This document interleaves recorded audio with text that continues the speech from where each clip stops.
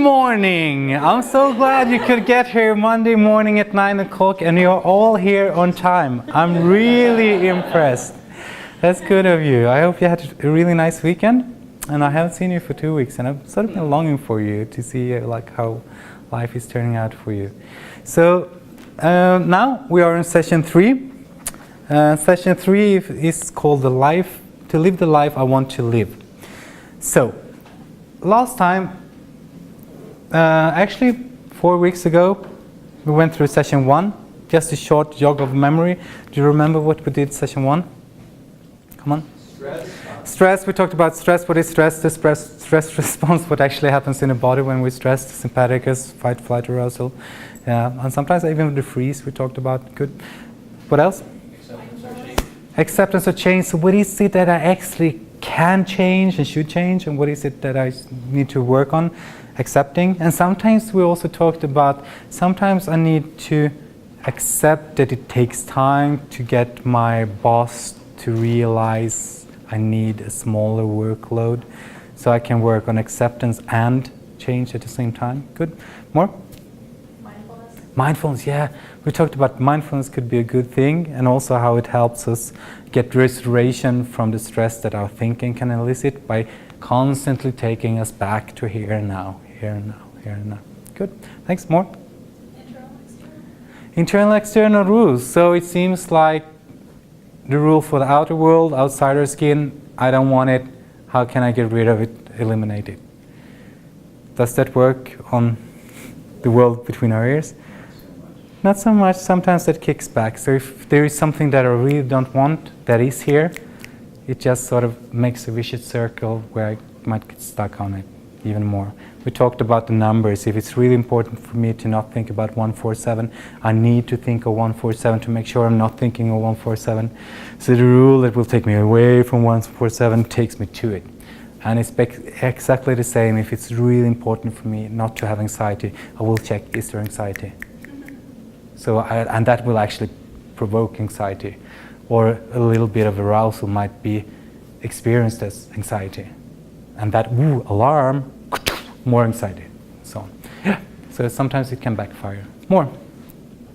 I think that was pretty much what we did on session 1, wasn't it? Well, we set up some practice at home. Oh yeah, some things that we could practice on at home, because the course is actually what happens between the session. Yeah, we talked about all of this, and yeah. That's the dot over the I too now. Practice at home. Great. So the first thought of the week was, life is not a problem to be solved, but a reality to be experienced. So, 2 weeks ago, what did we do 2 weeks ago? Bus metaphor. The bus metaphor, you remember that one? Yeah. So we found different ways of relating to different thoughts that came and wanted to stop me from asking this girl for a date. Good. Life compass. The life compass, yeah, to identify what we want to fill our lives with. Good. Full lives. Sorry? Like we're full lives. What was the? Sorry. Full lives. Oh yeah, the bullseye. Yeah, exactly. So that's another way of like, is my life close to bullseye and place 4 darts on the dartboard? Is it close or is it very far off? Good, thanks. And that's a really easy one to use with like the birthday. Yeah, we came to our 90th birthday party. Perfect. Kick your butts. Yeah. So sometimes it's better to say and instead of but, because with and we can have conflicting emotions, conflicting wants there at the same time, and be more free to choose how we want to respond, react, actually behave on what's coming up. Perfect. I think actually that covered it. And we followed up practice at home. So, and the thought of the week was Alice in Wonderland that met the cat, and Alice didn't know where she was going, and the cat said wisely, if you don't know where you're going, it doesn't matter which way you take, which road you take. So what thoughts is your chattering monkey giving to you? So basically, Sometimes we talked about like it's like we have a little monkey on our shoulder that is constantly, you're not good enough, or everybody's doing better. That was a bad job. Then you shouldn't. And why is sometimes it's called the chattering monkey? Is because if you have seen on movies how monkeys jump from tree to tree, it's like boo, boo, boo. And actually thoughts can be like that as well. Like one thought just leads to another thought and boom, boom, boom. So sometimes it's called a thought train. And you might not even have realized that you jumped on a thought train and just got lost there, and suddenly you end up like 9 minutes later, whoo, how did I end up here? And you just got stuck on a thought train. So sometimes it's good to practice ourselves on getting back to the here and now. And Nice picture. oh, thank you. So now I will do the exercise before we go through the homework. So we're going to go through the homework, where we actually will be writing down how much you have practiced. But before we do that, we will do the mindfulness exercise. So please find a cut. We have already done that, so you know the drill. That's basically the same exercise as we did this morning. It's a diffusion exercise about writing down. So how much have you practiced? Same here, that you give yourself points. So like total is 27 points. Enter it online. I think maybe some of you were not here to see it, but did you see it, Victoria and Barbara? Okay, so we did this morning. That basically I use a reward system. So and we had long discussions how to think about it as group leaders, because it's not really so typical actish. Because here we are actually working with probably pliance and external rewards, but in order to help them to get in contact with internal or natural reinforcers of doing the things. So basically what we do is I would write down here Barbara, and I have this pre-filled in. So Barbara, how many times did you do the CD the last times? Oh, you said 7. That, yeah. And mindfulness, everyday mindfulness. Oh, great, you did it 4 times out of 5. Acceptance. Okay, so you tried accepting twice a week for 2 weeks. That makes 4 points. Exercise. Oh, you only exercised twice. Well, that's fine, twice. And the life compass, you actually worked with that one 0. And that makes a total of 11, 15, 16, 17 points. Great, thanks. So, Victoria, and then just go on like that, and we get it up there. And if you're a lot of people, I print those in A4 in a couple of, and have them hand out, and they fill in themselves, and I collect them in the first break, put them up there, and then we go through. Okay, so I see that you have been practicing a lot here, Greg. What did you do to actually get 10 points? How did you remind yourself? How did you find the time to do it? So that's how we work. And then I actually give a little reward for those. Yeah, the Kinder Egg. Yeah, exactly, like Kinder Egg.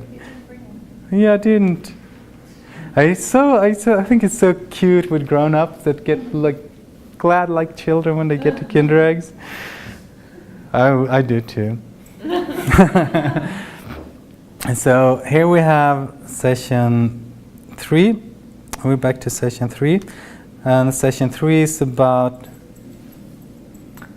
living the life we want to be. So which passenger is telling you what to do right now?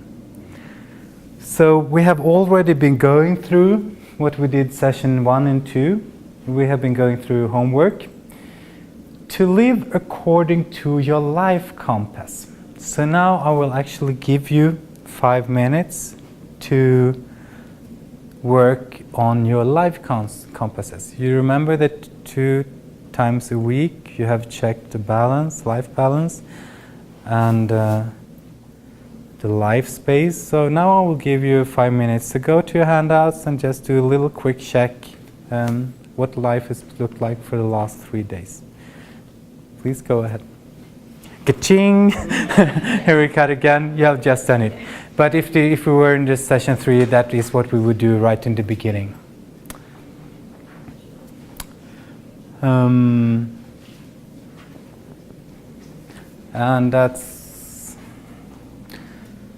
And we have already been going through, so you know how to do it. It's just this thing. But it's good to let you do it if you haven't done it, so you can catch up. And remember to include both quantity and quality. So,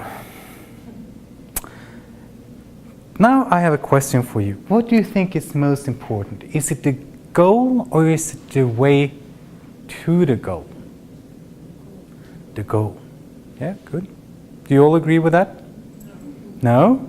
Okay. So what other?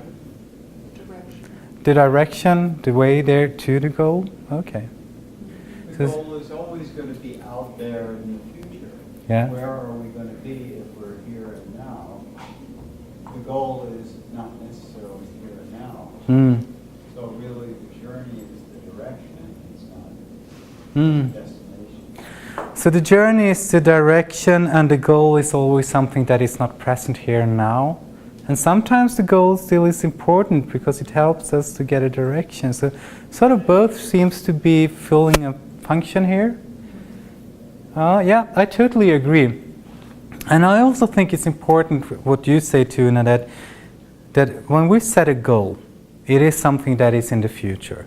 So basically what's pulling us towards action or what's pushing us towards action is that we're not in goal fulfillment. So we want to get there. So we set a goal and we want to get there, and then we strive and strive and strive and strive, and we're not in contact with it, and it's just this discrepancy that drives us, and suddenly we're there. Wow, goal fulfillment. And then we need to set another goal that we're not in contact with. And the discrepancy that we're not in contact with will drive us.